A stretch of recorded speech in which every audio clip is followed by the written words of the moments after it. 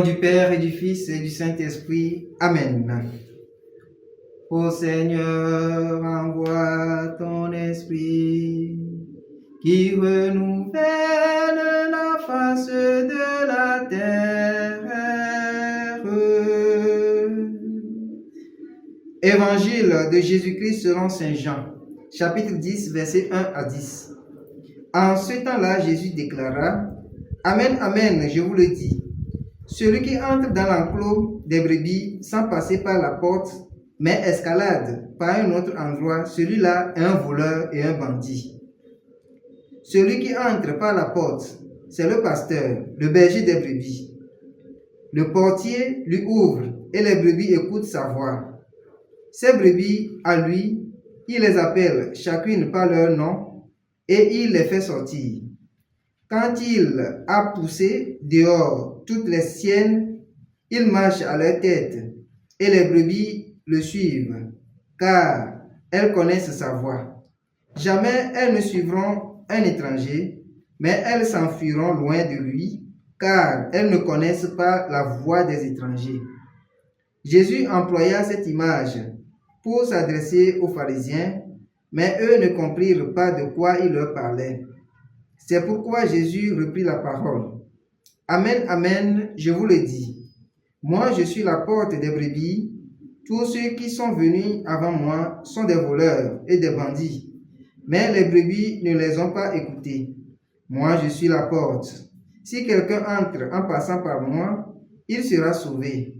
Il pourra entrer, il pourra sortir et trouver un pâturage. Le voleur ne vient que pour voler, égorger, faire périr. Moi, je suis venu pour que les brebis aient la vie en abondance. Acclamons la parole de Dieu. Louange à toi, Seigneur Jésus. Bien-aimés dans le Seigneur, aujourd'hui, dimanche 26 avril, 4e dimanche de Pâques.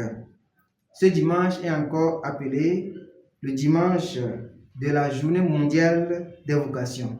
L'Église prie pour les vocations en ce jour.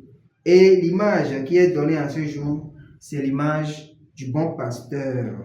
Bien-aimés dans le Seigneur, nous devons en ce jour prier particulièrement pour les vocations d'Église, pour que l'Église s'enrichisse de nombreuses vocations pour la continuité de la mission évangélisatrice de Dieu. Bien-aimés dans le Seigneur, que pouvons-nous retenir pour notre vie de foi partant de cet évangile qui nous est proposé sur le bon pasteur? Le bon pasteur nous dit qu'il est la porte et celui qui passe par lui, celui-là aura la vie et la vie en abondance. Bien-aimés dans le Seigneur, passer par la porte de Jésus veut dire tout simplement passer par la porte étroite. Et ce n'est pas toujours aisé. Mais ceux qui veulent obtenir leur liberté et passer par d'autres portes plus faciles, ceux-là rateront cette promesse, la promesse d'avoir la vie et la vie en abondance. Demandons à Dieu en ce jour la grâce de la dimension sacrificielle de la vie chrétienne pour que nous puissions rester à l'écoute des bergers de l'Église, les pasteurs que le Seigneur nous donne, les écouter jour et nuit et non aller à la révolte en cherchant à passer par d'autres portes qui ne sont pas la véritable porte du bon pasteur. Jésus dit dans l'évangile, quand il sort les brebis, lui-même il est à la tête.